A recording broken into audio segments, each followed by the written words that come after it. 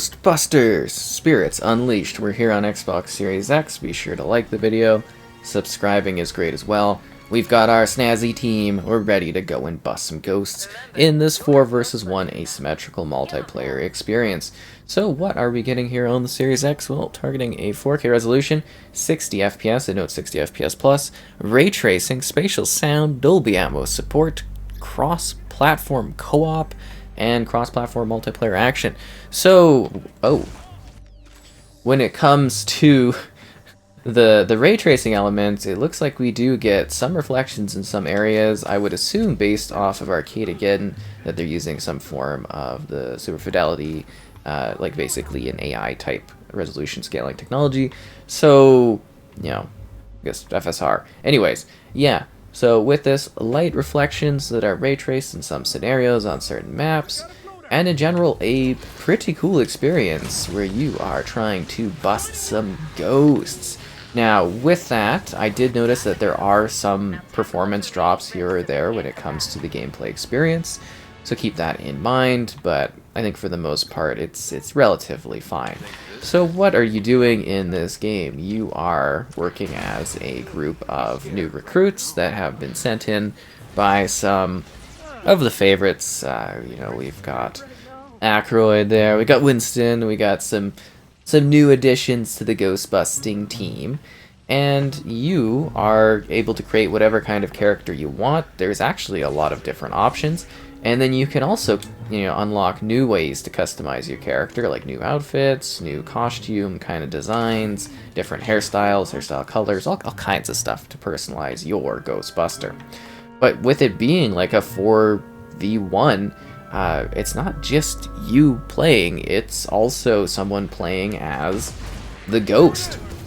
So you've got this dynamic element of A, either playing as the actual Ghostbusters, or B, playing as the ghost.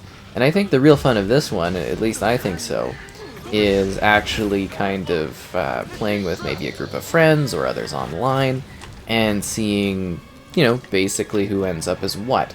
You know, from the Friday the 13th, Arcade Again, you know, kind of that style of multiplayer play is present here. You'll also notice I'm collecting some spores and funguses and molds. Whoa, what is this thing doing right here? I was not expecting that. So, yeah, you can kind of choose your preference too. Do you want to play as, you know, more like the ghost, or you want to play as a Ghostbuster? It's a multiplayer game, so you can quickly matchmake online, or you could set up just a quick match with bots. That's what we're doing now, because we're ahead of launch playing this game. I did play it with some other people, and I think we all kind of agreed the real magic will be playing this with other people online. I think that dynamic of play is going to keep it varied and interesting. So, as you can tell, the match kind of progresses where you are trying to hunt and or destroy rifts as the Ghostbuster. So you need to hunt the ghost down, figure out where it is, put it in a trap, you know, very simple ghost-busting things. You also should be calming down civilians because you don't want them to run, because the ghost's whole point is to scare and kind of taunt and haunt people in order to essentially create enough scare that they win the match. And then it goes down to like the final scare where you gotta collect the ghost or the ghost is gonna win and flee. So I would have liked maybe some more objectives on a particular map. It's a fun concept, but it definitely does have a little bit of a repetitive angle to it, or dynamic to it, because you are kind of doing the exact same thing multiple times over. Like there's, I think, 5 or so different ghosts, there's several different maps, but you know, after you've played through the maps, played through them a few times, you're kind of like, oh, okay. And you know, matches, they seem to be about 6 to 10 minutes. Maybe they could be, you know, a little longer depending on how your team's effectiveness is, but that seems to be what I kind of notice gameplay-wise. Being a ghost is also pretty cool too. You can like possess things and haunt stuff and shoot out different abilities.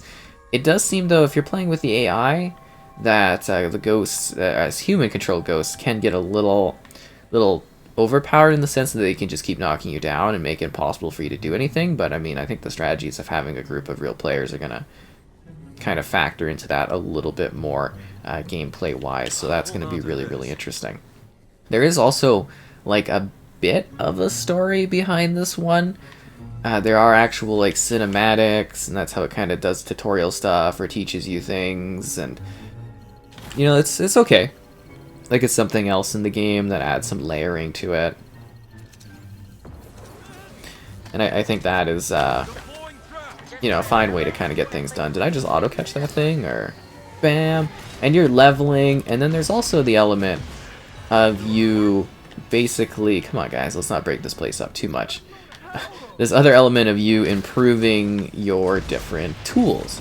So you level your various, like, you know, weapons as a Ghostbuster, and then you can get different attachments to add to change. Some of the attachments will be beneficial in some areas, some of them negative in other areas. And it's all about you coming up with the right combination to get the job done. We should really calm down some civilians, but I didn't think that was needed. The guy's just standing there. It is also funny, as a ghost, sometimes you'll notice that, like, if you're possessing or haunting things, the civilians just stand there and look at you, which is a bit weird. But other than that, it all seems to run well. It's relatively polished. I think it's kind of a neat game.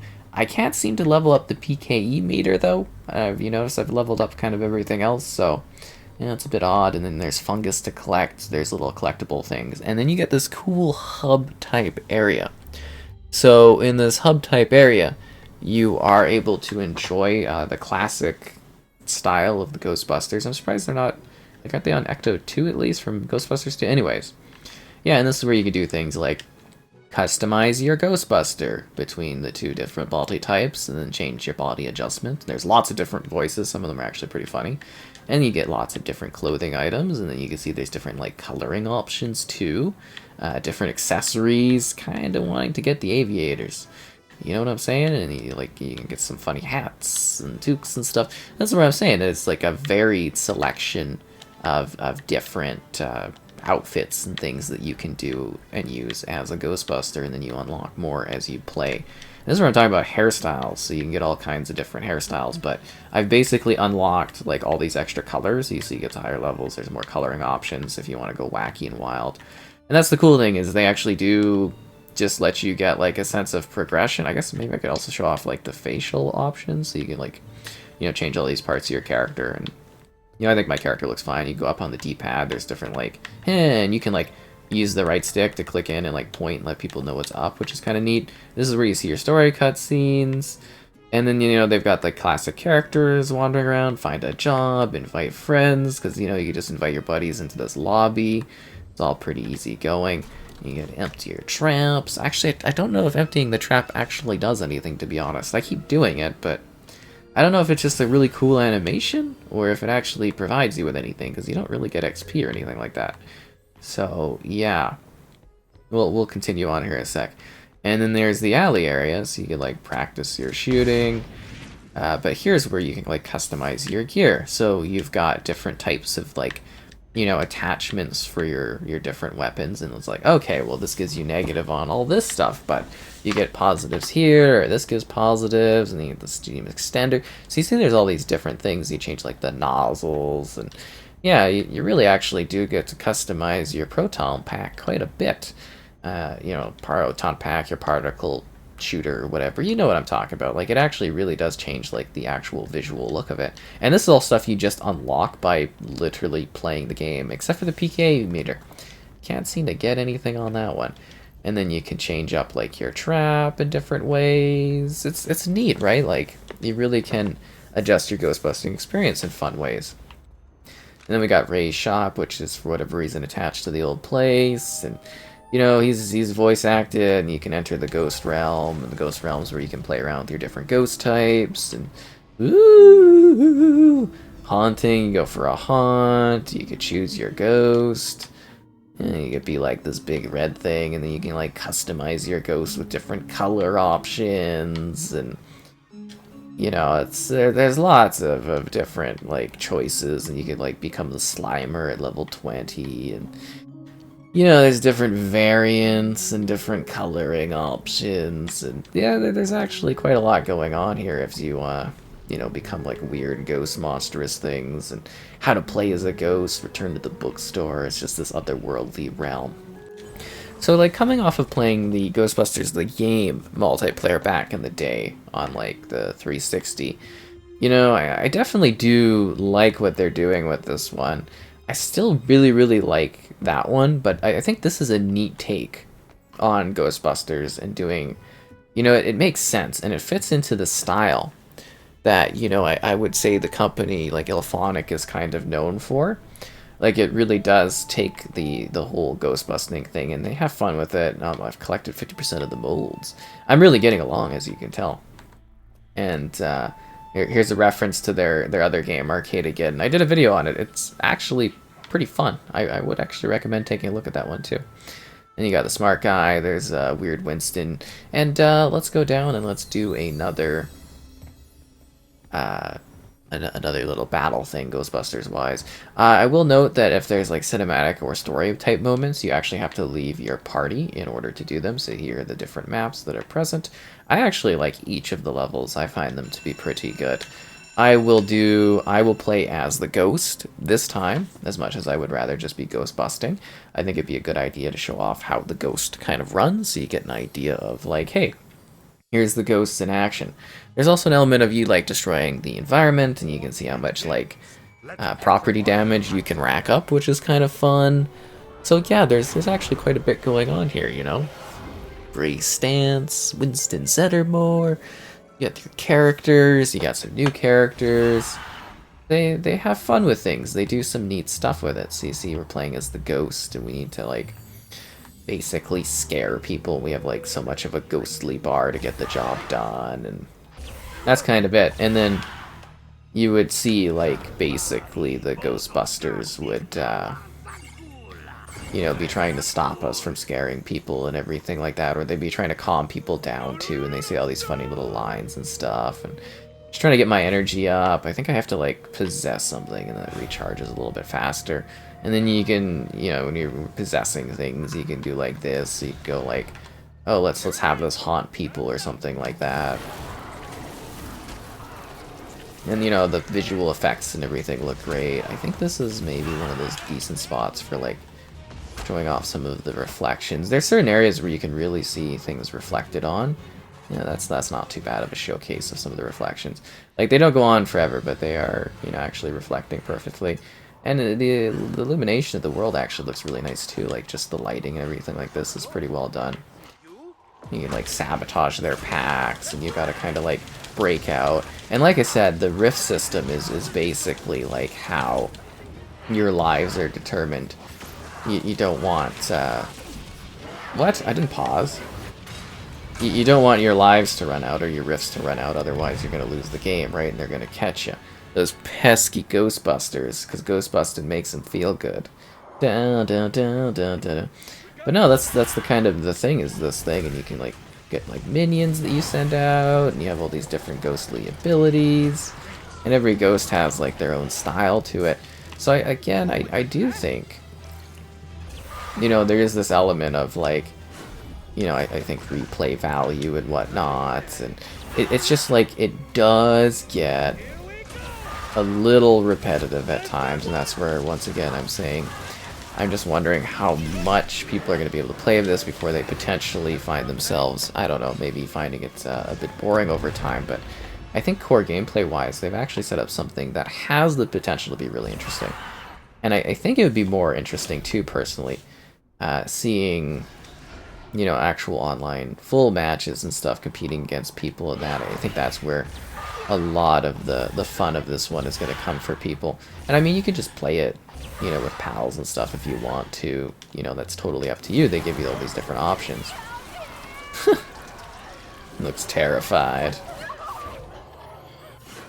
So your mileage is gonna, you know, vary based on how interesting you think it is, but they actually did come up with something pretty different here. You know, it does their typical formula where it's, you know, Ghostbusters. It takes the Ghostbusters concept, but they're also, I guess, I mean, their typical formula of let's make a cooperative, you know, kind of multiplayer game well, I don't know if it's fully cooperative. Well, cooperative with an angle of someone you're fighting against. That's sort of IllFonic's big thing, you know. We've seen Friday the 13th. We kind of seen the arcade get in action. The Predator game, too. Like, they've done games of this style, and they seem to still be, like, maybe almost the masters of doing variety within that genre of co-op play. You know, and in the past, I think, for me, a lot of issues hindering really loving what they're doing is just the fact that there were lots of, like, performance-type issues and stuff like that. And I think largely between this and Arcade Again, they've really sorted out their gameplay, and they've actually created some fun stuff that works, you know, well, and offers a lot of fun gameplay to it. Because that's the biggest thing, right, is just wanting to have a good time. And then you throw the Ghostbusters formula in here, and I think it actually works. You know, I actually had a good amount of time sitting here the one night streaming this. I thought it was actually quite enjoyable and engaging. But, like I said, that repetition, I think, hit me pretty good. Especially, you know, once you get through the maps, you're kind of like, well, I've already sort of mastered all of this. What else is there to really do? I think some of the little funny spots of, like, hiding away as objects and stuff are going to be entertaining. But, yeah, it's going to be a mileage, your mileage will vary thing. Now, if they do a good job on, you know, I think post-launch support or extra content being added to this game, I think long-term wise, this could be something that actually lasts a very, very long time, because it's got that, you know, that strong brand recognition, it's got the fun of being a Ghostbuster, it's got personalization, it's got lots of stuff you can unlock without having to do any sort of, like, extra purchasing and whatnot, which is something that is increasingly rare today. Like, I actually felt like I was getting a plethora of different, like, items, if that makes sense. Like, I actually was getting new clothing, new tools, new stuff, and I was like, huh. You know, that kind of progression you don't really get, and I think I leveled up pretty good. I believe the cap might be 50, at least for getting stuff, the new things that you can enjoy. And, you know, I'm already at, like, what, 20-something? Like, 23 there. It's just like, yeah, I feel a pretty good sense of progression, which is not something you really get to feel in a whole lot of games at the current moment, which is a shame. But yeah, visually, they did a really nice job with this one. I think it looks really good. The play spaces are decently sized. I think a lot of people can have fun with this. If you like Ghostbusters, I think you're going to find it pretty engaging. They play with the lore in some fun ways. They do some different things. So there's a lot to like, a lot to engage with, a lot that you can destroy, creepiness that you can provide. I wouldn't say it's like a scary game if you're kind of expecting that, but it's certainly on the fun branding or the good heartness of, you know, kind of Ghostbusters and being creepy in a different kind of way, or being spooky. I like this. This ghost is actually pretty cool. There's so many different, like, things you can, like, break and smash and kind of get into. It's more fun going around with the, you know, the whole Proton Pack kind of splashing things and destroying stuff. At least I think so. I find that to be a lot of fun. Nobody noticed the giant sign going around. Oh yeah, you can clean the floor too, which is pretty funny. Ooh! Nobody noticed this ghost busting around. I am stealth. Haha. I did also notice sometimes, though, that it seems like the AI will just stand around, like they're, I don't know if lost is the right word, but maybe not exactly sure what they're supposed to be doing at times. And that seems to happen towards the end game for me, gameplay-wise. And I don't know if that's just because they're doing their own thing, scanning and stuff like that, but kind of what I noticed. Oh, no more rifts. We're in the end game. So this is where you usually go and kind of hide, and then you can win as a ghost because you want to get the extra ghostly win points in there. You don't really want to get caught. But there is actually some strategy to this one. There is actually, like, hidden things. There's funny stuff. You know, we didn't really get to show off the different maps, but, you know, there's some pretty cool levels. I think I picked a couple of my favorites, but there's, like, a cool ship level. There's one where you're doing, like, a brewery. You know, there actually is some neat level variations. And I don't think I disliked any of the maps. I don't think I disliked any aspects of the gameplay. It all just kind of runs well, looks pretty good. I think just one more time that your biggest mileage will vary is based on whether or not you find this to be too repetitive for you, or if you need more content. And I think by adding more content over time, I think they could actually keep this really moving for a long time.